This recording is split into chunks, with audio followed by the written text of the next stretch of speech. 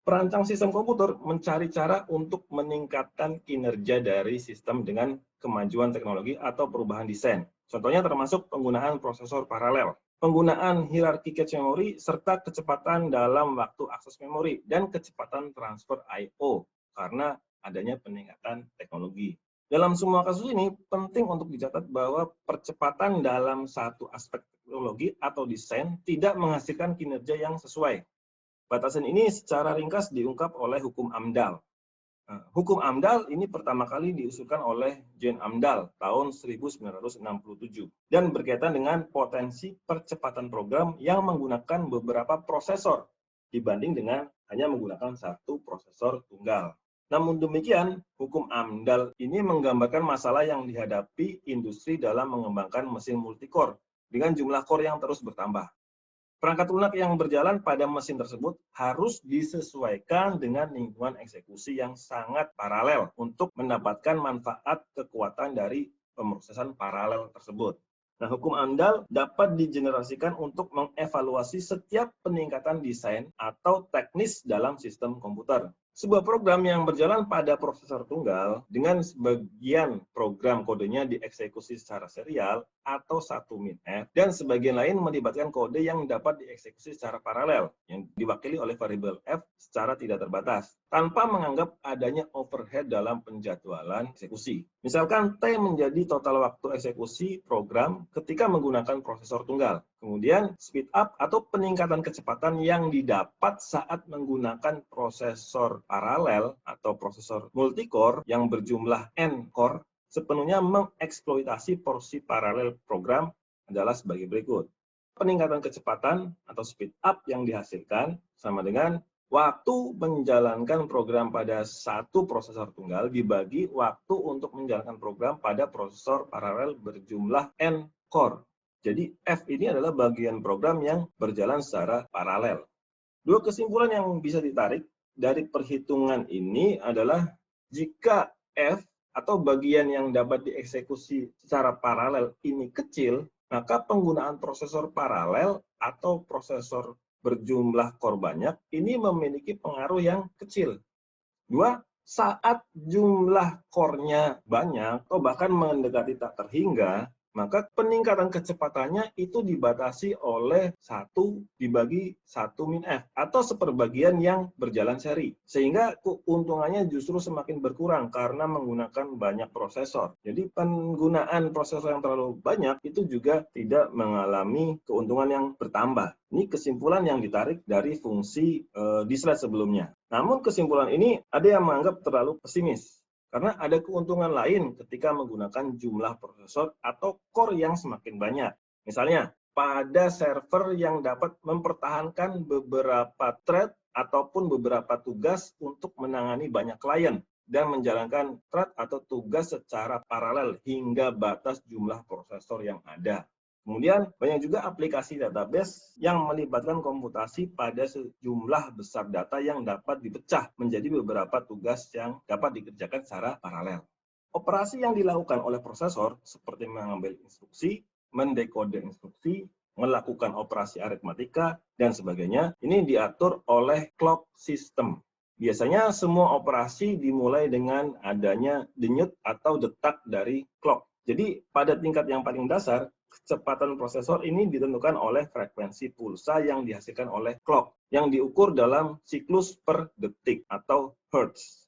Jadi 1 hertz sama dengan 1 clock dalam 1 detik. Clock itu 1 denyut seperti on off. Berarti 1 on ditambah 1 off itu 1 clock. Nah, ketika on off-nya ada dalam 1 detik, ini dianggap 1 hertz kecepatannya.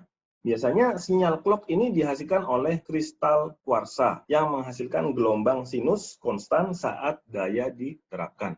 Gelombang ini diubah menjadi aliran pulsa tegangan digital yang disediakan dalam aliran konstan ke sirkuit prosesor. Misalnya, prosesor 1 GHz ini akan menerima 1 miliar pulsa dalam 1 detik. Laju pulsa ini dikenal dengan istilah clock rate atau clock speed. Satu kenaikan atau denyut dari clock disebut sebagai siklus clock atau detak clock. Waktu antara pulsa adalah waktu siklus. Kecepatan clock ini tidak sembarangan, tetapi harus sesuai dengan tata letak fisik dari prosesor. Tindakan dalam prosesor membutuhkan sinyal untuk dikirim dari satu elemen prosesor ke elemen lainnya. Ketika sinyal ditempatkan pada saluran di dalam prosesor, dibutuhkan beberapa waktu yang terbatas untuk level tegangan untuk menetap sehingga didapatkan nilai yang akurat, yaitu 1 atau 0. Selain itu, bergantung pada tata letak fisik sirkuit prosesor. Beberapa sinyal dapat berubah lebih cepat daripada yang lain. Dengan demikian, operasi harus disinkronkan dan diatur sedemikian rupa, sehingga nilai sinyal listrik atau voltasenya bisa tepat dan tersedia untuk setiap operasi. Eksekusi instruksi ini melibatkan sejumlah langkah diskrit, seperti mengambil instruksi dari memori, mendekode berbagai bagian instruksi, memuat dan menyimpan data, dan melakukan operasi aritmatika dan operasi logika. Dengan demikian, sebagian besar instruksi pada sebagian besar prosesor memerlukan banyak siklus clock untuk diselesaikan. Beberapa instruksi mungkin hanya membutuhkan beberapa siklus, sementara yang lain ini bisa membutuhkan lusinan bahkan sampai ratusan.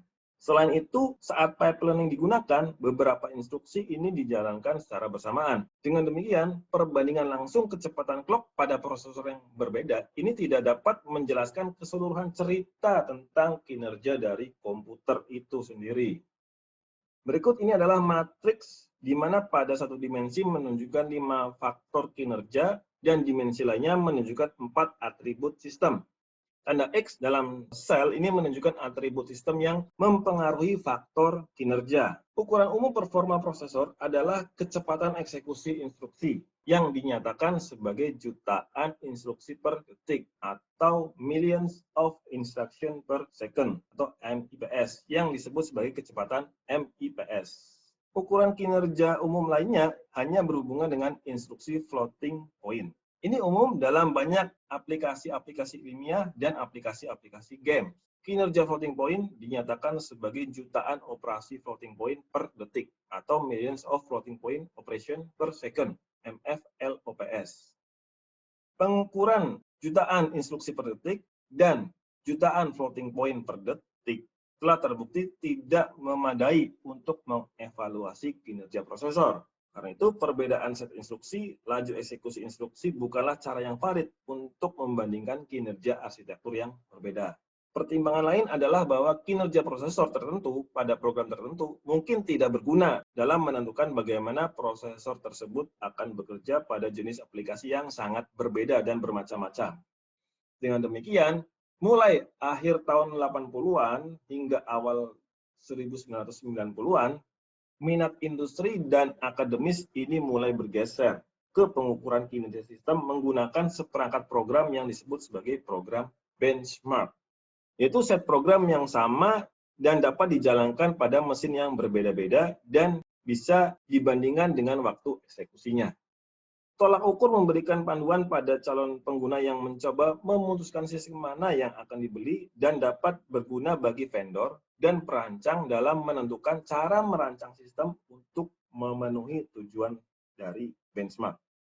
Karakteristik yang umum dari program benchmark antara lain adalah programnya ditulis dalam bahasa tingkat tinggi, sehingga dapat memiliki sifat yang portable di berbagai jenis mesin yang berbeda-beda. Kemudian, menjadi perwakilan dari jenis tertentu, dari domain atau paradigma pemrograman, seperti pemrograman sistem, pemrograman numerik, atau pemrograman yang komersial, misalnya seperti pengolahan gambar, pengolahan video, hingga aplikasi permainan atau games. Kemudian dapat diukur dengan mudah dan memiliki distribusi yang luas. Sekian materi dari pertemuan minggu ketiga. Terima kasih. Assalamualaikum warahmatullahi wabarakatuh.